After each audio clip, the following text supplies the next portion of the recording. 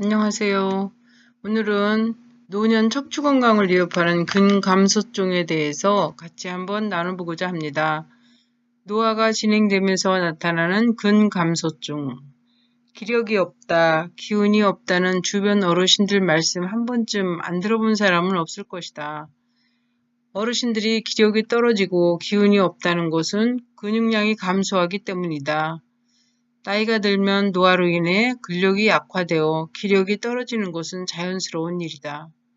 서서히 근육량이 줄어드는 것이 아니라 급격히 근육량이 줄어드는 현상을 근감소증이라고 한다.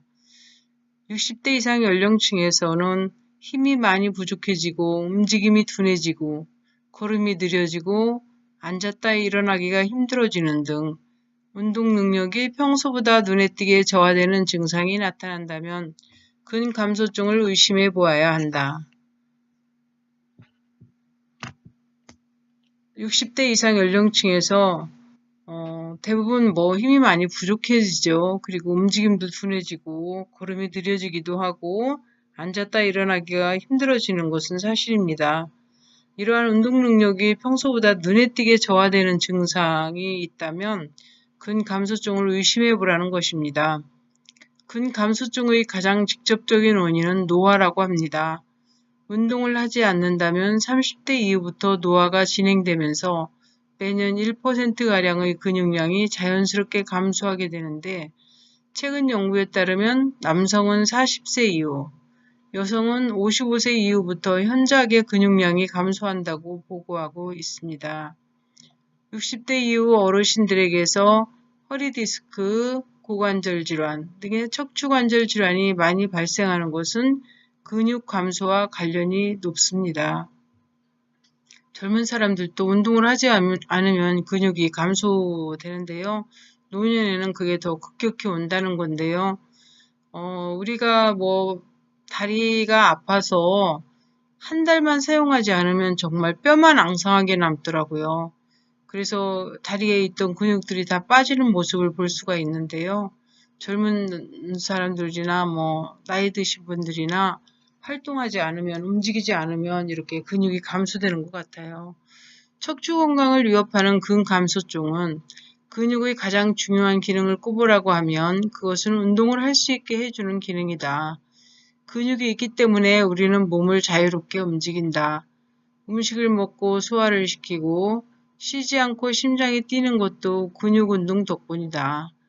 뼈를 보호하는 것도 근육의 중요한 역할 중에 하나다. 특히 무릎 같은 경우는 근육이 없게 되면은 연골끼리 마주 닿아서 걸을 때마다 아프고 통증이 오게 되죠.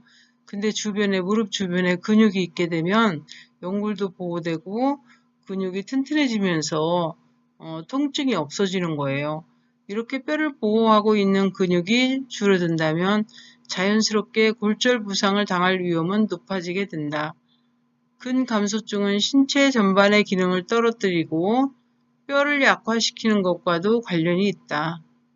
근감소증이 생겼다면 체내 비타민도 D도 부족할 수 있어 뼈 건강에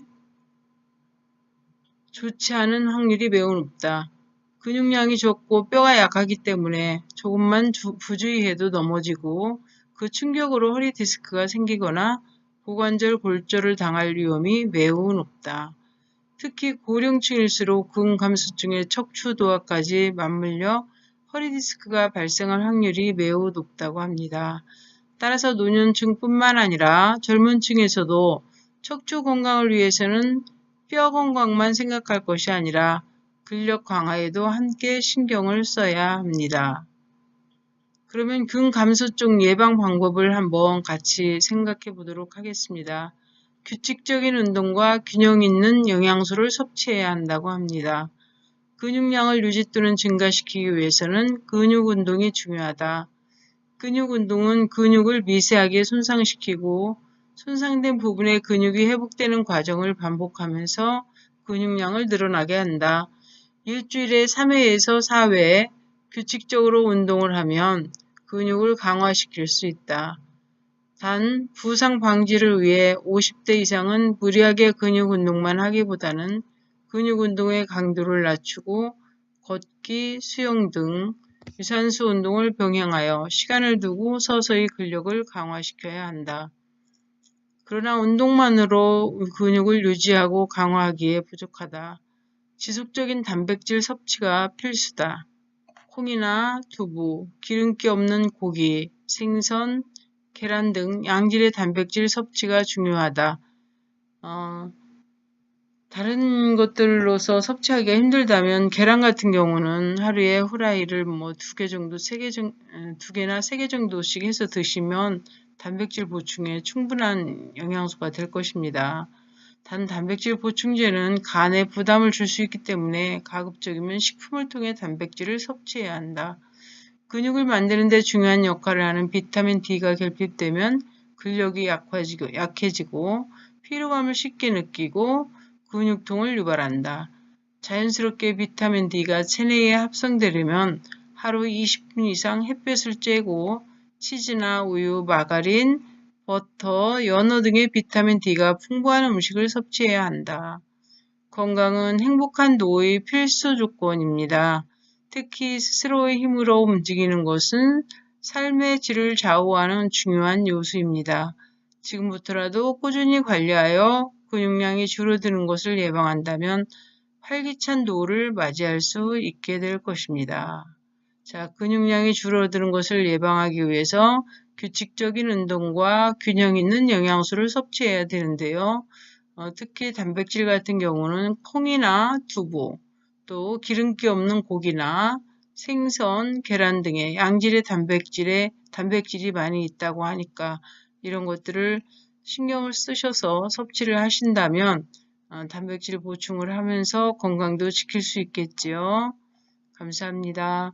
좋은 내용이셨으면 다시 한번 잘 들어보시고 어르신들 계신 집안들은 이러한 건강관리를 잘 도와주시면 될 것 같습니다. 감사합니다.